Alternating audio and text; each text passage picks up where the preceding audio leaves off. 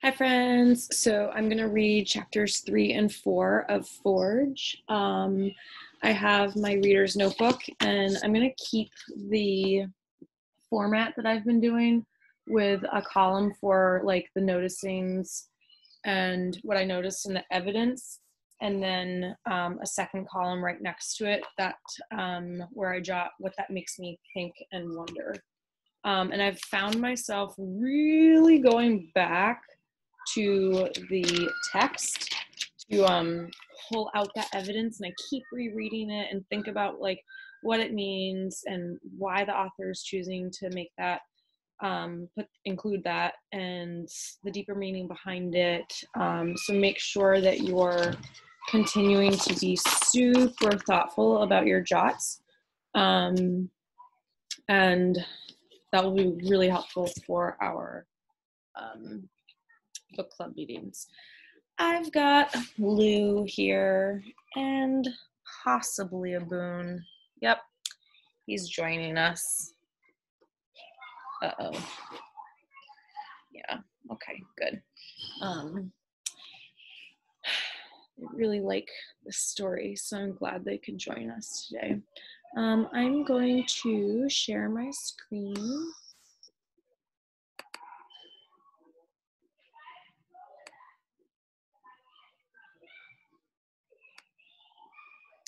All right, so this is chapter 3, Tuesday, October 7th, 1777. And I'm going to take a moment to jot in my notebook because that time period seems important to me, and I just want to like look into some of the context of the Revolutionary War and what exactly was happening around October 7th, 1777. So I'm just jotting that in my notebook so then I can kind of do some extra research about what was happening at that time period. So this is a journal of Private Ezra Tilden after the Second Battle of Saratoga. Saw several dead and naked men lying dead in ye woods close by, or even where ye battle was fought.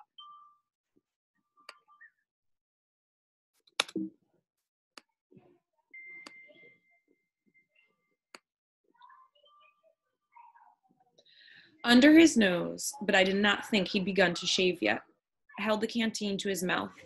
If you don't drink, the shock will burn through you till you're as dead as he is. He nodded like a small child and sipped. Again, I urged. He took a second swig, a longer one, then wiped his mouth and his eyes on his dirty sleeve. Are you certain he's... Yes, I drank from his canteen, for the shock was burning through me too. Out of the stillness came the ripping noise of a large volley of musket fire. The boy blinked, roused by the sound. He scrambled to his feet. We must join them, he said urgently. Oh dear God, make haste. Was that your patrol? Not a patrol, he said. The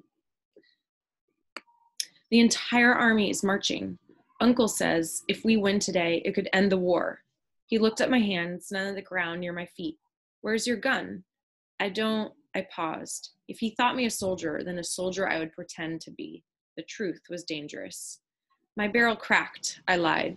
The rolling thunder of cannon fire shook the earth. Take his, the boy said. What? Take his gun. He pointed at the dead redcoat, sprawled atop his musket. He won't mind. But how? There was very little of the man that was not soaked in his blood. I'll lift him. He walked to the body and took a deep, shaky breath. You gonna puke again? I asked as I followed him. Don't have time. He bent down, grabbed the redcoat's jacket at the shoulders, and turned his head to the side. Eyes squeezed shut. Ready? No, I said, but go ahead. He lifted. I pulled out the musket and stood horrified by the sticky blood that covered the wooden stock in my hands. My belly revolted and I gave a hard puke. I did not drop the musket. The rebel boy grunted with effort and rolled the body so that it was face down. The sight of the dead man's arms flopping to the leaves gave me a chill. My belly heaved again and I bent over, coughing and spewing foulness. Uncle says it gets easier after you see a lot of bodies, the boy said. Your uncle is wrong. The sound of firing guns was coming in regular waves now, an ocean of lead and gunpowder crashing toward the ravine. Quick! The boy's eyes were sharper now. His senses had overcome the shock. There should be powder and shot in his knapsack. 'Twas easier to go along with his version of what I was until we parted. 'Twas easier to go along with his version of who I was until we parted. Do you have enough powder? I asked. Aye, he shifted from one foot to the next. Watching the brush as if expecting the entire British Army to suddenly appear. Then run, I'll be close behind you, I lied. He reached out and punched my arm hard, the way one friend does to another. I thank you for saving my life. I nodded back, startled into a rare speechlessness. He gave an awkward bow, then broke into a run toward the ravine. Grab your powder. Make haste. So again, I'm generally just gonna read through these chapters and let you guys pause, stop, and jot as needed. But if I were you as a reader, I would have stopped, and I'm gonna do this after I record, and jotted probably 7 or 8 times during that first chapter. So make sure you are stopping, going back and jotting in your notebooks. Friendly reminder. All right, chapter 4, Tuesday, October 7th, 1777. And this is a quote from,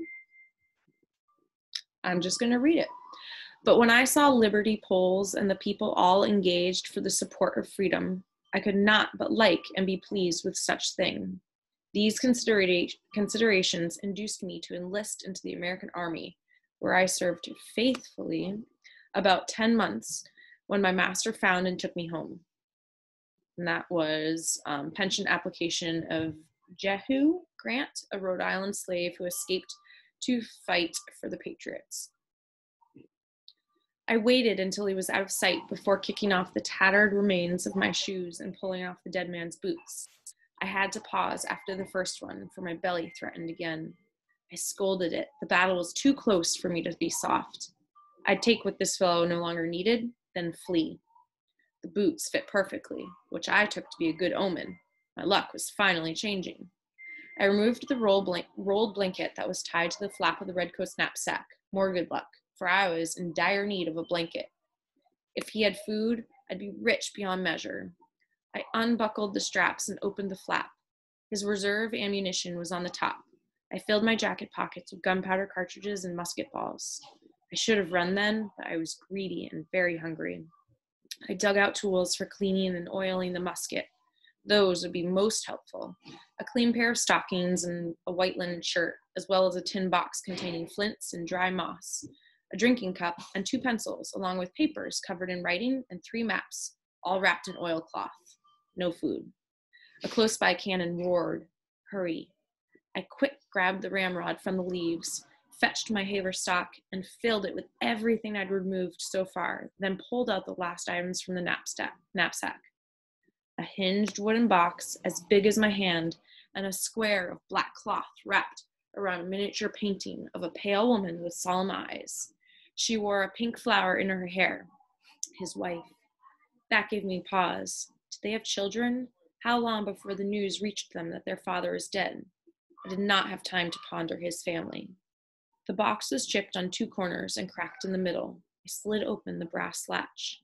A compass. An expensive compass, finely crafted with a brightly colored compass rose painted under the needle to show the path to 32 directions. My former master, Bellingham, had owned several sailing ships before the war. The tables in the library were often covered by maps and charts when his captains called. Once, a compass such as this had been used to keep the papers from flying on the sharp breeze that came from the harbor. Bellingham had been amused by my curiosity and showed me how the device worked. I considered it a magical thing, for I was still a child then. This compass, however, had no magic or usefulness. The glass was broken and the needle bent. I glanced at the body. Redcoat soldiers were not commonly equipped with compasses. This fellow was likely a surveyor or an engineer. He died because I threw a rock. I shook my head. No, that gap-toothed boy lives because I threw a rock. Hundreds of voices were shouting beyond the ravine. Drums sounded their battle call. I stood with the compass and spun around in a slow circle. The needle tried to wobble on its thin post, but was too broken to show me the way. I had to reason out my situation. That battle had to be north of me, for the British camp was far north of the American. South was the direction I needed. South meant the path to Albany, maybe riches, maybe work and home with a roof and friends, and a girl who likes flowers. No, that's a lie. A good thief can lie to everyone else, but never to himself. There was nothing waiting for me in Albany. Nothing waiting anywhere. The shape of my life had altered when Bellingham enlisted me. It changed again when I escaped the prison. It shattered when Isabel left. I turned the compass in my hand, trying to wish the needle into showing me the way out. It mocked me, refusing to budge. I had no heading.